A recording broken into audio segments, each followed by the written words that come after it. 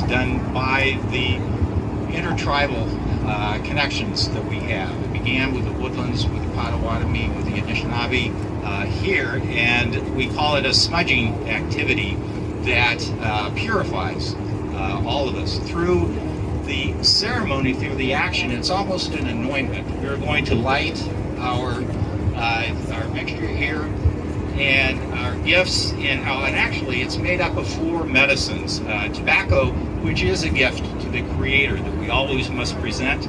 Sweetgrass has the elements of love and kindness. Cedar is for your purification, and sage removes those negative energies that are there.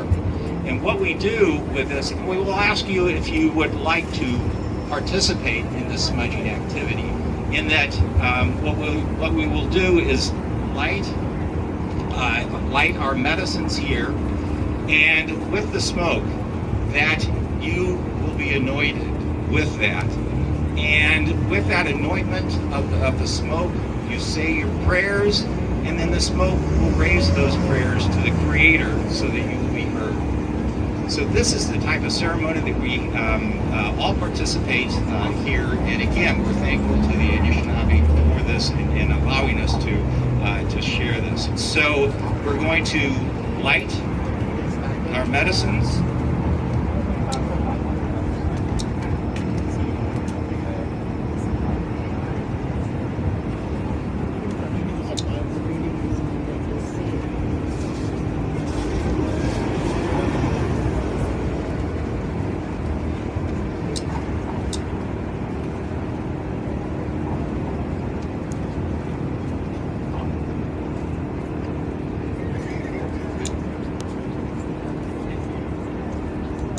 Interesting.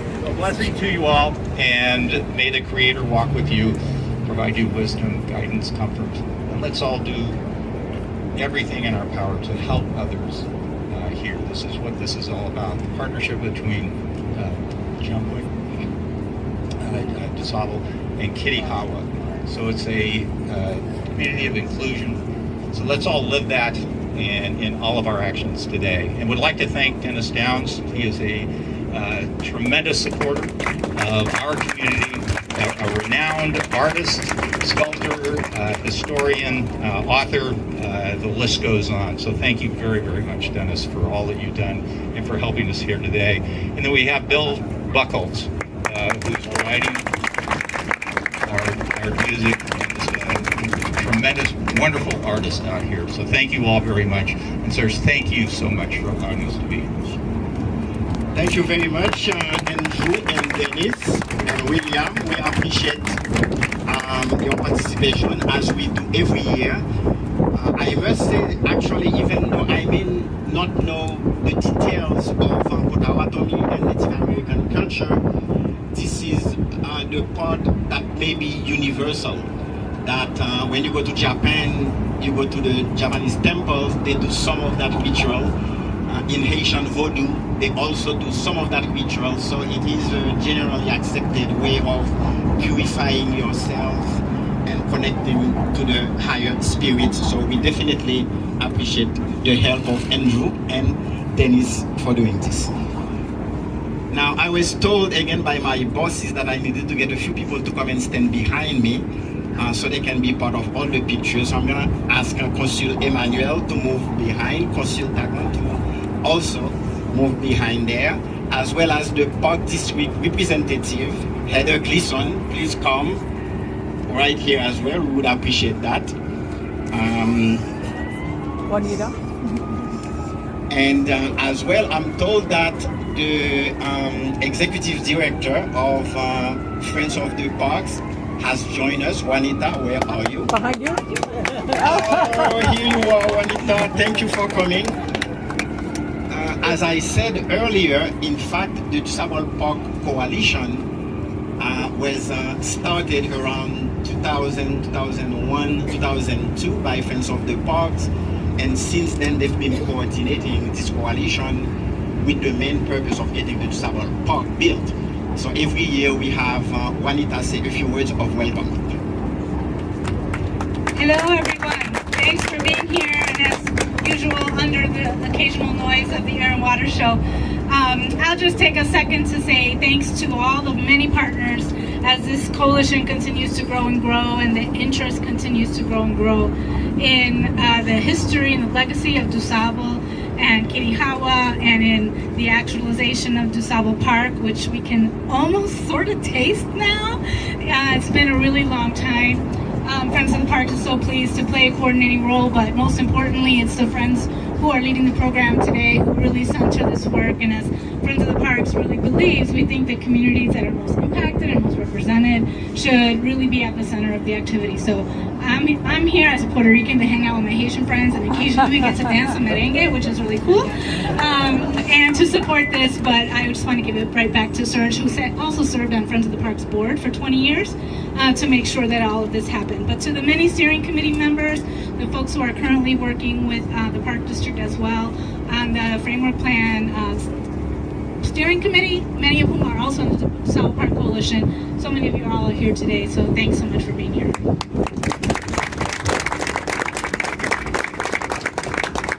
Thank you very much, Juanita. Now, some of you may be wondering, how did this particular ceremony start and how long ago?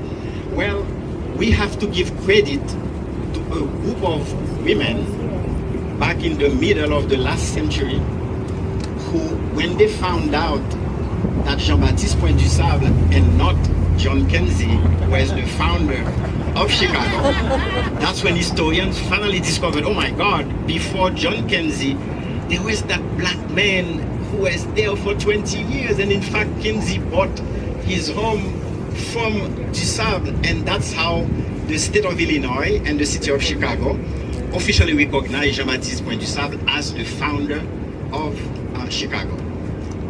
those old women, they got together then and they decided this particular ceremony. They decided every year at the anniversary of the death of Jean-Baptiste DuSable, who died on the 29th of August of 1818, to come here, have this little gathering and put some flowers at the site. This did not exist at the time, but at the site where the home of Jean-Baptiste DuSable was. So the DuSable League, they are actually the one who started this tradition. So we have to give them credit for that. They don't exist anymore.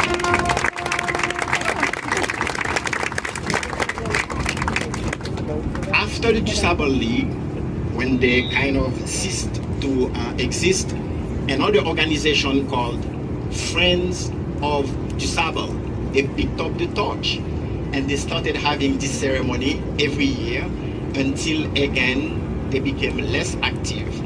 And finally, the DuSable Park Coalition kind of picked it up with the help of DuSable Heritage, and then we are keeping the tradition going. So that's pretty much how we got to being here today.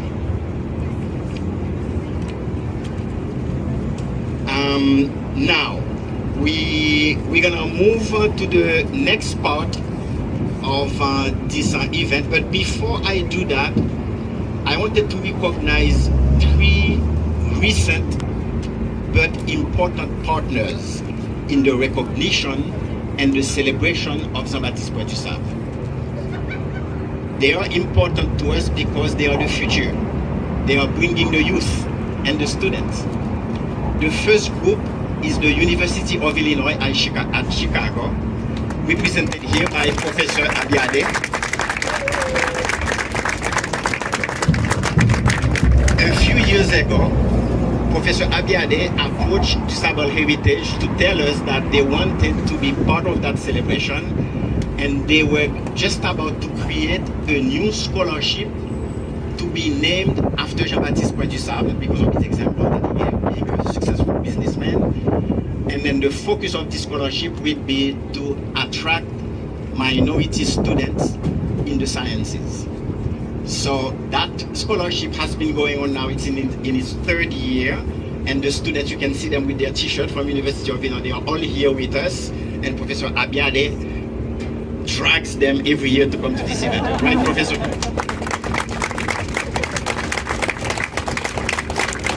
You have no choice but to be here, right, students? Or you wanted to be here. Okay, that sounds better. Good for you. Very smart. I think you've made a few points already with Dr. Abiade just by saying that. The second partner of the future has been the Lake Forest College. Lake Forest actually joined us as well, and we can see some of their members are here. So Professor Odugu and Professor Courtney Joseph, she's here representing the school. And Courtney actually is an historian. She's working on a book on Jean-Baptiste DuSable as well. And she brings students from Lake Forest College all the way from the north, and she would come and give them a tour here. In fact, Professor Joseph is gonna be also a tour leader together with Professor Mark Rosier. So the two groups will be led by those 2 experts. The third group is a more recent one, but as passionate and as focused, which is the group of the Illinois Institute of Technology, IIT, led by Professor Ron Anderson.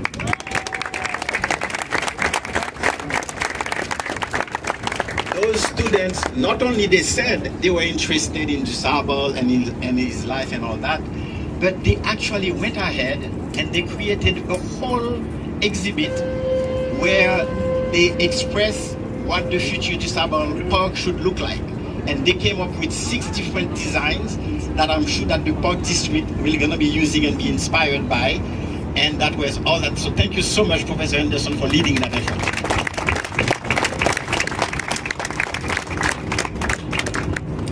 Now, we've been indebted over the years by the support of the politicians in this movement of Jean-Baptiste DuSable. They always support us, they always come here. this year, we are happy to have again with us Alderman Brian Hopkins, who has been an engine behind not only the promotion of Jean-Baptiste Point DuSable, but in making sure that in a few years that we will have the DuSable Park. Brian? Thank you so much, Doc, and thank you, Dennis and Andrew, for opening our hearts with that very beautiful land acknowledgement ceremony. Today is more than a land acknowledgement, and it's more than a history lesson. Today is a moment to speak to the past, to reflect on the lessons learned, the lessons yet to be learned, and our connection not only to this land, but to the first peoples who lived here long before us, and to the first travelers who came here during that time. The best way to bring the past to the present is to invoke it through our vision and our imagination. If you brought your imaginations today, I'm going to invite you to join me now in an exercise. Please gaze out onto the Chicago River. But I don't want you to see it as it is today. I want you to see it as it was, as DuSable and Kirihawa saw it. Not a concrete channelized canal, but a meandering prairie stream with cattails and milkweed on the banks, and a carpet of waterfall as far as you could see, sandhill cranes, ducks, geese, great blue herons, an abundance of wildlife, an abundance of sustenance for the people who lived here at the time. Can you see it? Let's make it a little harder now. Close your eyes. Close your eyes, and I want you to hear this land as it was during that time. I want you to hear the silence. The only sound was the wind through the tall prairie grass and the birds in the sky. A beautiful, blessed, sacred silence that those ancient peoples were so privileged to live in. Hard to do among the sounds of the city. Hard to do with the instruments of war flying over our head on a regular basis. Now, regardless of how you feel about the air show, we know, as those ancient people knew, we believe that our security as a tribe, as a nation, as a clan, depends on our ability to defend our perceived borders from our perceived enemies. That's nothing new. But today, the past tells us to learn the lesson that those are false divisions. And until we see others different from us not as potential enemies, but as potential friends, as potential life partners, as DuSable did when he met a Potawatomi woman. He didn't say, "You're different, I need to fight you." He said, "I love you. I want you to be my partner on this journey through life." That is a lesson we could learn today from the past. Let's bring it forward. The stakes are high, ladies and gentlemen. We have to learn these lessons because we can't continue to live in conflict, and we can't continue to defoul our planet. We can't continue to pollute. We can't continue to pollute the skies, the ground, and the water. We have to live with sustenance the way DuSable lived, the way the ancient peoples lived. That is a lesson that they call to us today. Bring that into your hearts and carry that with you for the rest of the day. Thank you very much.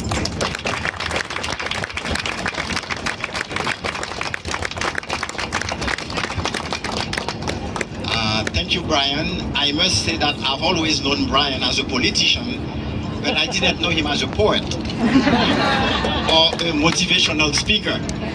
So maybe he has another career, right? What do you think? Yes. All right, Brian. All right. Go for it.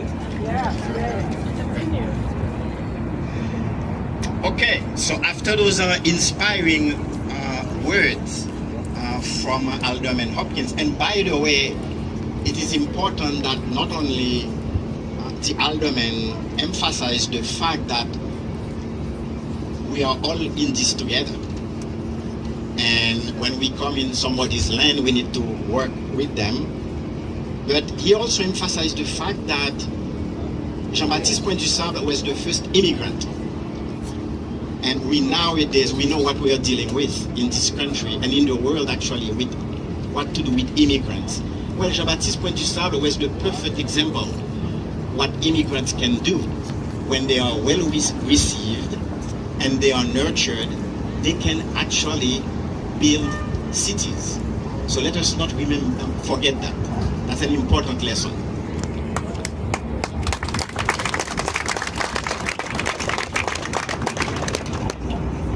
Now, moving forward, I think it is time to invite somebody to come and tell us what has happened to that little piece of land that Mayor Howell Washington, the first black mayor of Chicago, back in 1987, dedicated to be the future DuSable Park.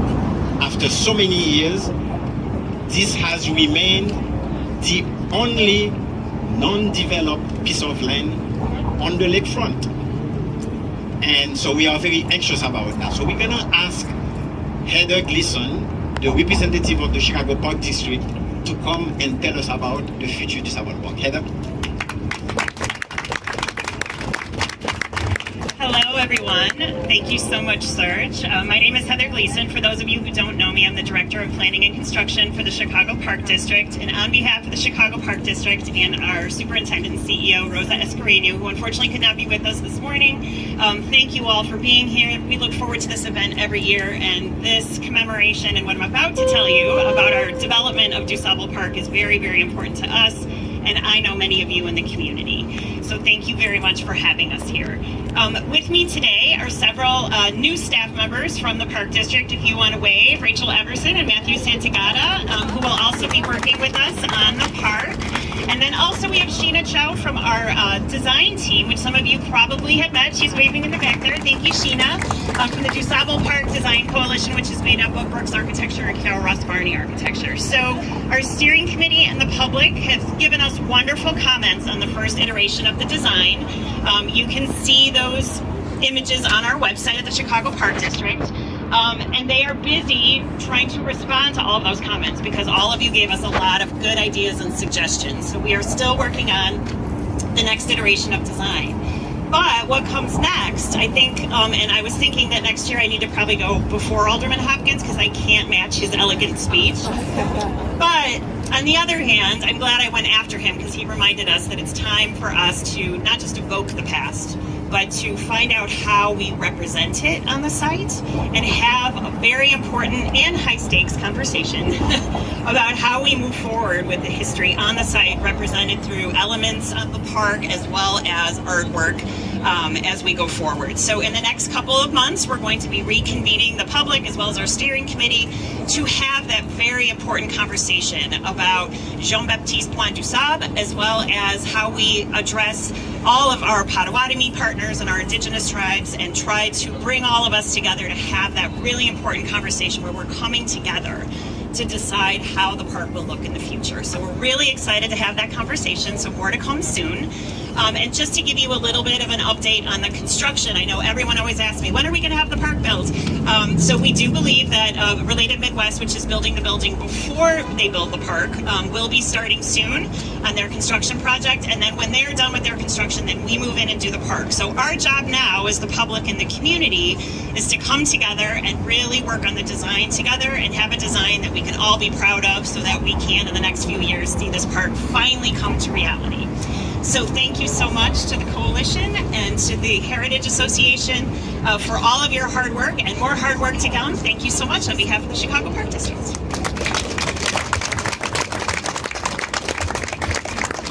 Thank you very much, Heather.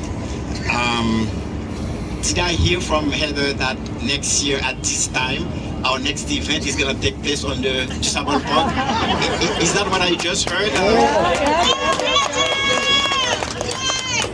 Or am I just hearing voices? Actually, as we are all learning about the history of our group and of Chicago, let me give you another little bit of history. How did we actually start the tour? You must be wondering, why are we giving you a tour along the Chicago River? Where did that idea come from? Well, actually in 2009, in March of 2009, as we were preparing our annual DuSable Day, we had 100 students from Miami, from Florida, who called us and say, Barack Obama just got elected last November. We are very excited. We would like to come and visit his land and learn more about Chicago. Can you receive us? That was the first time we actually received a horde of students who came to learn about Chicago. At that time, Irma Trenter, who was the president of Friends of DuSable, and myself, we took upon ourselves to start here, and it was in March, in the winter. We took the students, 100 of them, from here, and it was raining really hard that day, and we walked them all along the river to DuSable Park. So that was the first actually tour we gave, and then from then on DuSable Heritage picked it up and improved it and made it an annual event. Edzia, did you know that story? You didn't know that, did you? So the current president didn't even know that story. He's learning. All right.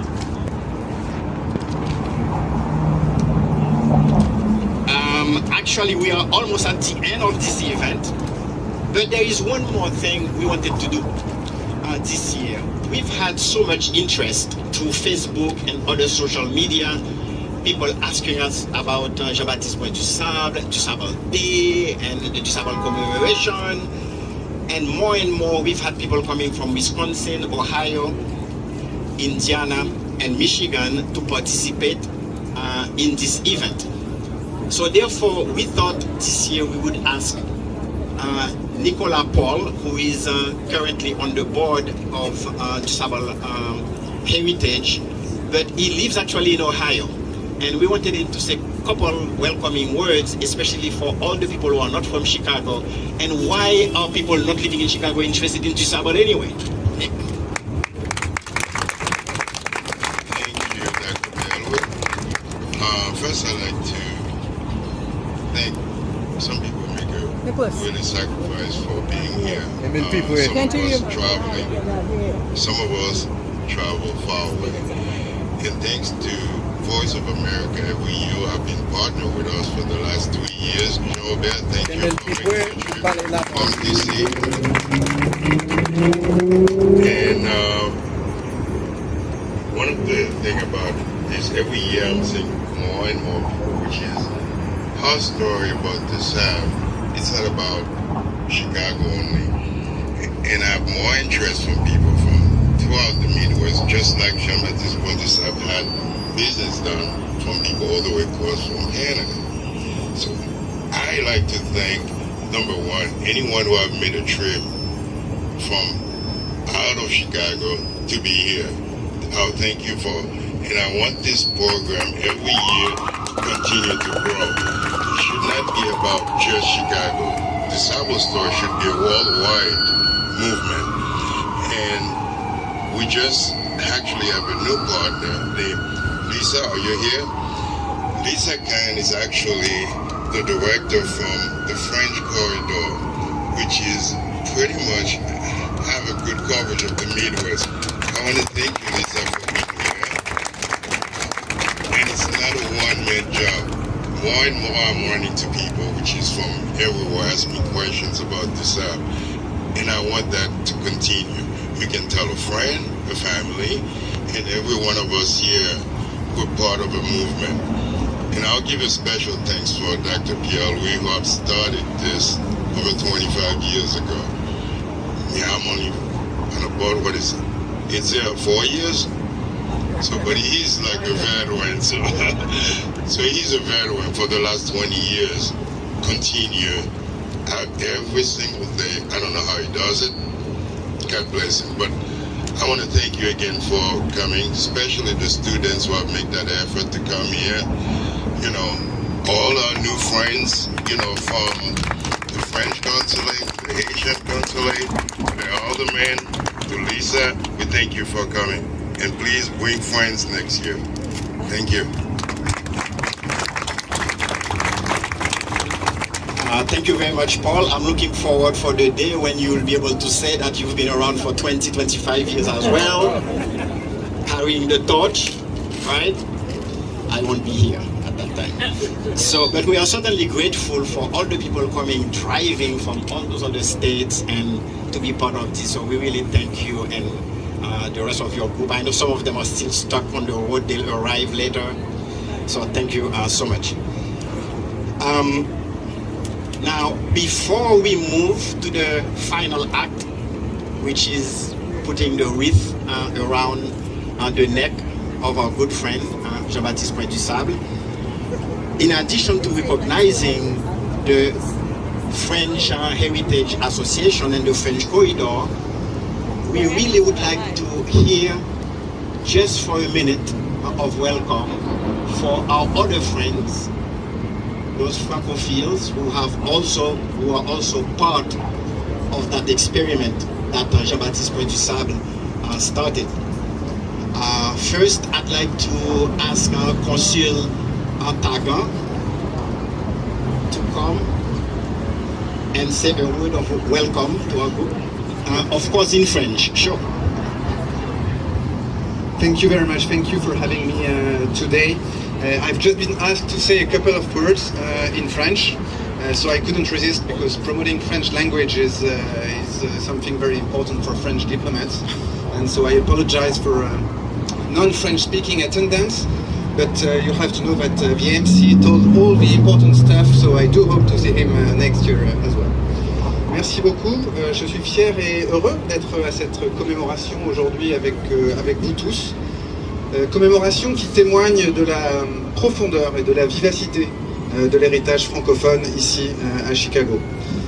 Cet héritage, il fait partie du passé, il fait partie de l'identité des communautés qui vivent ici dans la région.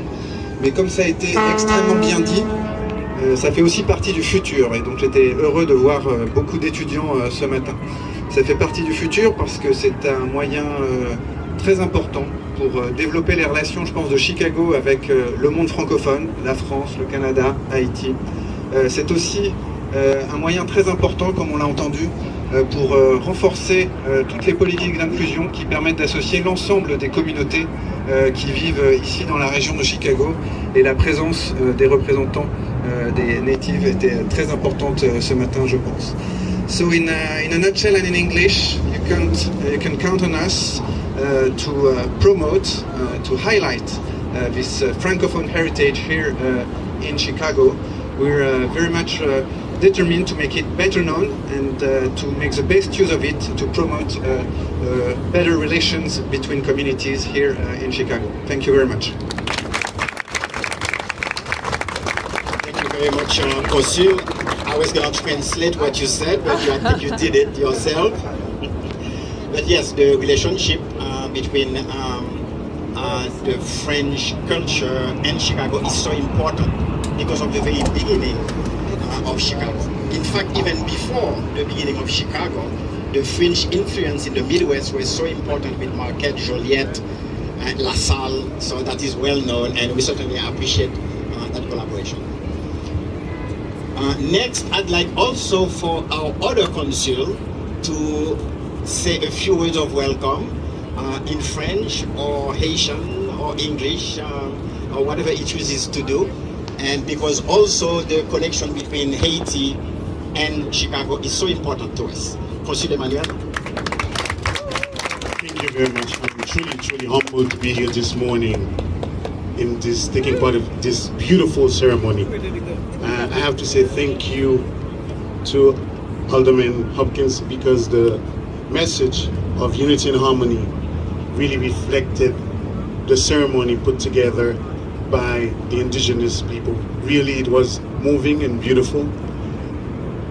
I'm here and I also have to thank the DuSable Heritage Association, the coalition, for their tenacious and strategic engagement. It's been years in the making and the park is almost there. So that's another lesson to be learned. That it's a process, it's a construction, never to get discouraged. This started with someone with a vision, and there's a lesson to be learned there. The lesson of community, the lesson of respect for what was there before, and the lesson of integration for the new ones coming for. They also have a lot to bring. This is today. A lot of you say that I don't want to say much more, but I should say something in Creole. Yes, thank you.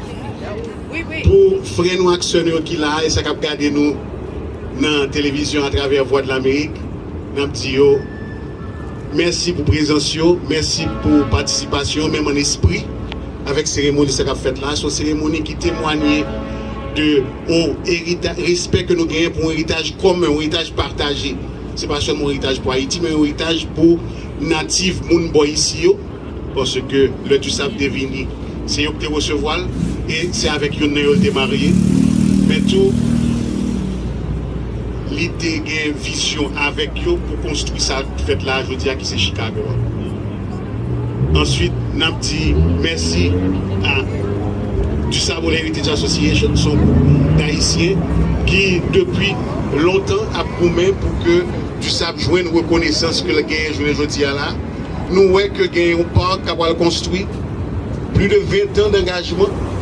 Donc nous voyons que les changements finis, c'est pour événement lié. Son processus qui demande engagement, détermination, nous dit merci pour le son ça. Et nous dit que nous pensons que son inspiration pour nous-mêmes haïtiens, pour nous connaître que quelque chose ça a fait, nous avons construit au fur et à mesure, c'est pour événement, son construction qui pour mener nos côtés de vérifier. Ça me fait plaisir également de voir beaucoup d'étudiants, la relève est assurée. Je dis merci à mon collègue de la France qui est intervenu tout à l'heure. Et je lui dis que cet héritage commun que nous partageons, avec cet héritage, je formule l'espoir, je formule le vœu en fait, que nous pourrons travailler ensemble pour continuer à promouvoir les héritages communs que nous avons. Merci et bonne journée. Thank you very much, Consul Emmanuel. We appreciate your kind words. To discover the other historical fact about Haiti, the other connection about Haiti that probably most of you don't know here. That in 1893, during the Chicago Exposition, International Exposition, there was only one black country represented at the exposition. And do you know what country that was? Do you know who was commissioned to represent Haiti at the Haitian Pavilion? Oh my God, you guys know everything.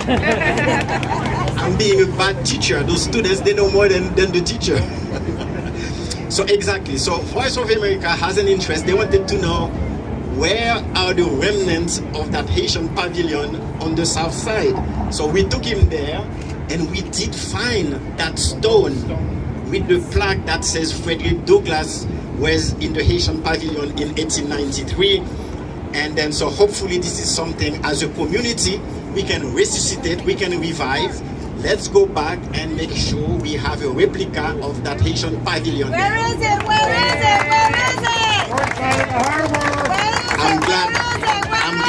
I'm glad you asked. It is right next to the Museum of Science and Industry, right next to it. North side of the harbor, 59th Street Harbor.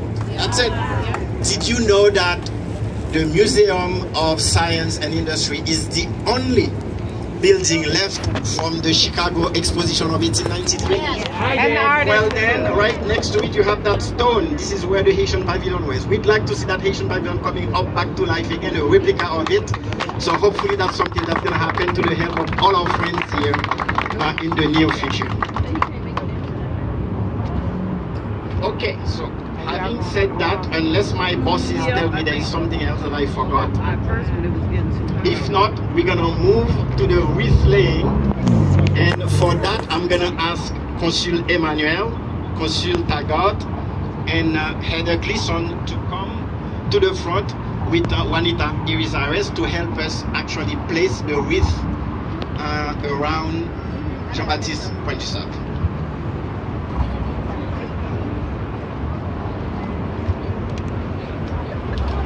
Alderman also.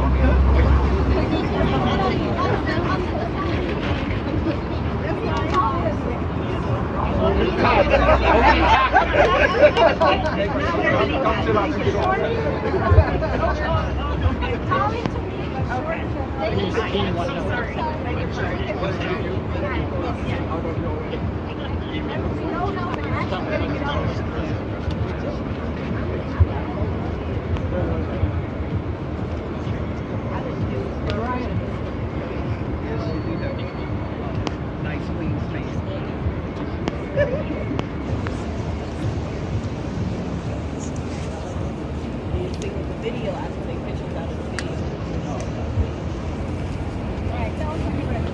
how you know she's a pro. That's how you know. You got the screenshots.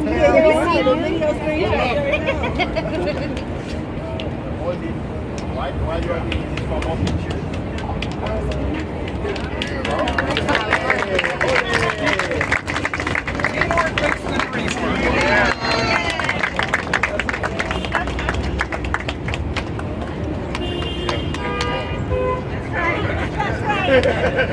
Very important.